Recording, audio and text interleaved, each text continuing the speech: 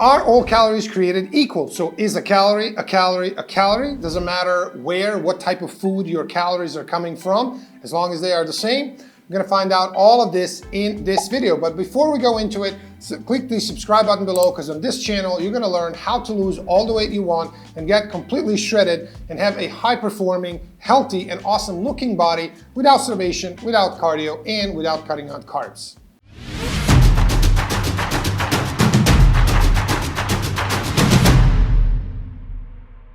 What's up, everybody? This is Coach Amir from 7figurebody.com, and in today's video, I'm gonna once and for all end the debate: are calories created equal? So does it matter if you're eating, food from sugar or from vegetables or from fruit or from rice? When it comes to carbs, the same when it comes to other two macronutrients. So we're gonna cover all of that, but first we have to think about the two levels that are really, really important to distinguish. One of them is weight loss. So when it comes to losing weight, and the calories and quality of these calories versus health. So we have weight loss and health, and they do not necessarily have to be matched. And of course, most of the time when you lose weight, and probably all the time, when you lose weight, your health will improve. So certainly losing weight is probably one of the healthiest things that you can do, but they do not have to match all the time. And we're gonna talk about that as well. So first, let's talk about weight loss.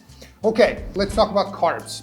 So what if you have 200 grams of carbs per day, and if these carbs are coming from, all of them are coming from pure sugar, or they're coming from rice, or they're coming from, let's say, banana, some kind of fruit, what's gonna happen to your weight loss? So when it comes to weight loss results, remember, you will absolutely have identical outcomes from any of these three because the total calories are the same. So when it comes to it's really, really good to think about the first and second order of effects. So how does this work? So the first thing is, the first order effect simply means the total amount of both calories in each of the macros is the most important thing for weight loss.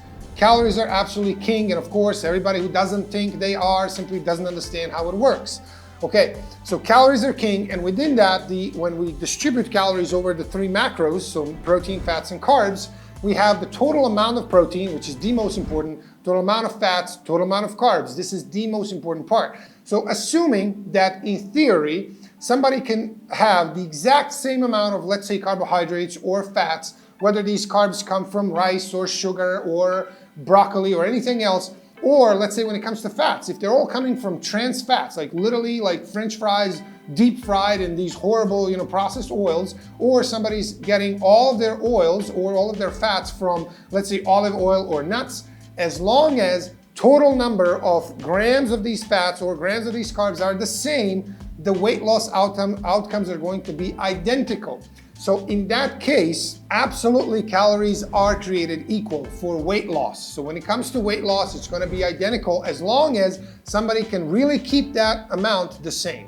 On the other hand, over here in the real world, where theory and practice, they are the same in theory, but in practice they are not. So over here in the practical world, right, in real world, we see that in practice, this scenario that I described is very unlikely to happen. Why? Because of this concept called the second order effects, meaning how do these certain foods, when you eat them, make you feel afterwards? How do they affect your digestion rate? And more importantly, how do they affect your appetite and satiety level?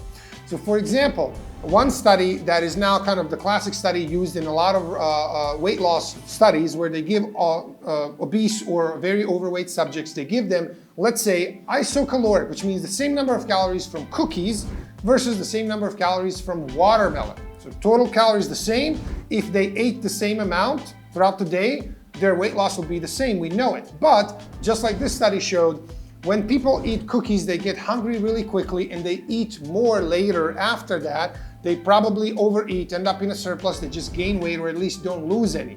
On the other hand, when people eat watermelon, because watermelon is very voluminous, like 99% of it is water, just like the name says, water fills up your stomach and makes you feel full, and therefore you eat less later in the day.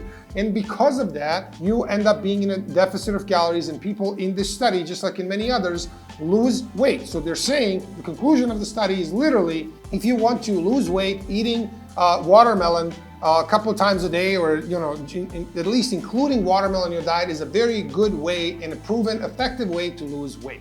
So this is because the second order effect. So remember guys, as long as, at least in theory, somebody can have the exact same number of calories and the same exact number of macros, regardless of what they eat, in that case, their outcomes are going to be the same. So calories are created equal in that way. On the other hand, in reality, that's probably not going to be the case, because if a food has either a larger volume of food, or maybe it has fiber and the other food doesn't have fiber, it's going to make you way more full and more satiated, so you're going to eat less and probably end up in a deficit of calories.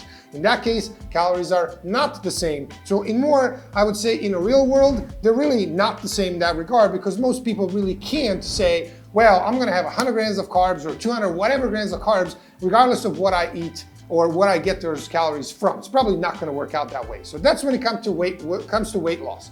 When it comes to health, it is much more straightforward, meaning eating junk food, processed, and just food that is devoid of most nutrition is absolutely horrible for your health. We know it. It doesn't, take a rocket scientist to know that. So when it comes to, for example, even if you're eating the same exact amount of pure sugar or same exact amount of total calories, right, and carbs from broccoli, obviously sugar is not going to be the healthiest thing for you, and the broccoli is probably going to be much healthier simply because it's a vegetable, it has minerals, vitamins, and fiber. All of these things are very healthy and good for you. So for health, it's much more, it's just simpler and much more straightforward, simply because we know that whole foods and generally things that are less processed and are mainly kind of single item, so if you have a vegetable, it's probably much better than if you take that same, or for example, if we take an apple and then we say, okay, apple can be made into same number of calories in apple juice or same number of calories in apple pie, yeah, it's never going to be the same when it comes to health, obviously, because other things are added to it, okay? So when it comes to weight loss, it's very dependent on how the amount or what the total amount actually ends up being. If you can keep the same amount, yes, it's going to cause the exact same weight loss, whether you get the same exact number of calories from sugar or from vegetables or from fruit or from rice, doesn't matter. For weight loss, calories and total amounts are king. This is why for example, a bodybuilder can eat junk food only and nothing else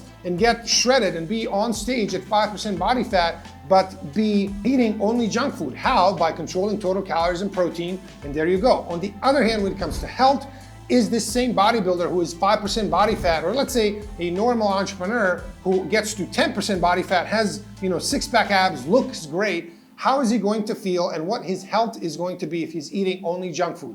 It's not going to be good. It's absolutely negatively going to affect his health.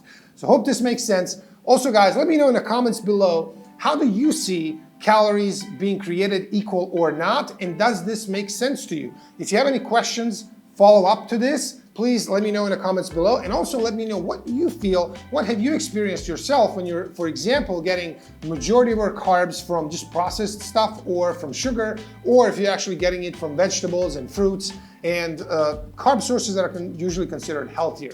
So let me know what you think in the comments below. Also, if you like this video, please click the subscribe button and like the video as well. Also, click that little notification button so every time we post a new video, you get more information, you're notified, you actually can see the new stuff that we come up with that's gonna help you to actually lose all the weight you want in a sustainable, enjoyable way, without steroids, without starvation, and without cutting out carbs. So hope you like this, and I'll see you guys in the next video. Cheers.